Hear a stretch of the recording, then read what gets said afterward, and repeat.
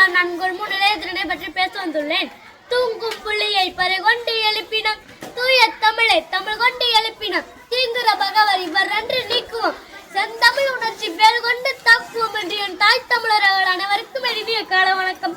நான் பேச எடுத்துக்கொண்ட தலைப்பிலே இன்றைய இளைஞர்கள் நாளை தலைவர் என்று கூறுவார்கள். இளைஞர்கள் ஒரு நாட்டின் முதுகெலும்பு மட்டுமல்ல, அவர்கள் நாட்டின் எதிர்காலத்தை எழுதும் எழுதுகோலும் ஆவார். தமிழ் இலக்கியம் இளைஞர்களின் நாட்கள் அறிவு முயற்சி ஆகியவற்றை உயிர் போக போற்றுகிறது. புகழ் கொண்ட வல்லவர் வினா திட்டம் என்பது ஒருவன் மனத்திட்டம் மற்ற எல்லாம் என்று கூறுகிறார். இன்றைய இளைஞர்களுக்கு தொழில்நுட்பம் அறிவு மட்டுமல்ல, மன உறுதியும் அவசியம் என்பதுதான் இதன் பொருள். அது மட்டுமல்ல, அவ்வர் பிராட்டி இளமையில் கல்வென்று கூறியுள்ளார். இந்த ஒரு வரியில் மிகப்பெரிய வாழ்க்கை தத்துவம் அடங்கியுள்ளது. இளமையில் கற்ற திறன்கள் தான் வாழ்நாள் முழுவதும் மனிதனை உயர்த்துகின்றன. அதே போல் புறநானூறு நமக்கு யாதும் ஊரே யாவரும் கேளீர் என்று உலக சகோதரத்துவ கருத்தை வழங்குகிறது. இன்றைய உலகமயமான காலத்தில் இளைஞர்களின் திறம் எவ்வளவு முக்கியம் என்பதை நம்மால் தெளிவாக உணர முடிகிறது. இன்றைய உலகம் சேர்க்கு நுண்ணறிவு, விண்வெளி ஆராய்ச்சி, மருத்துவ முன்னேற்றம், தொழில்நுட்பம் மற்ற துறைகளில் வேகமாக முன்னேறி வருகிறது.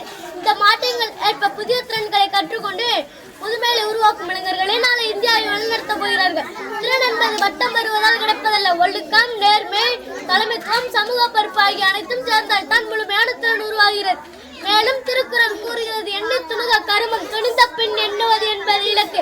ஒரு செயலை தொடங்கும் முன் திட்டமும் வேண்டும் என்பதே இதன் பொருள். இன்றைய இளைஞர்களுக்கு திட்டமிடல், நேரல் மேலாண்மை மற்றும் இலக்கை நோக்கிய முயற்சி மிக முக்கியமான திறன்களாகும். சமீபத்திய நிகழ்வுகளை பார்க்கும்போது இளைஞர்களின் திறன் எவ்வளவு முக்கியம் என்பதை நம்மால் தெளிவாக உணர முடிகிறது. 2026ஆம் ஆண்டில் தமிழ்நாட்டில் இருந்த தேசிய அளவிலான நீட்டு சிறப்பான இடங்களை பெற்று மாநில இளைஞர்களின் திறனை மீண்டும் ஒரு முறை நிரூபித்துள்ளனர். அதேபோல்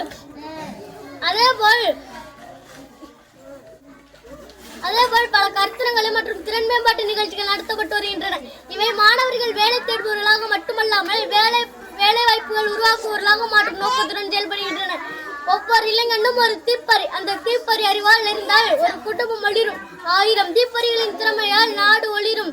கோடிக்கணக்கான இளைஞர்கள் எழுந்தால் இந்தியா உலகிற்கு வழிகாட்டும். நாடகம் அமையும். எழுதுவோம், கற்போம், திறனை வளர்ப்போம், நாட்டை ஒருத்தோம். நன்றி, வணக்கம்.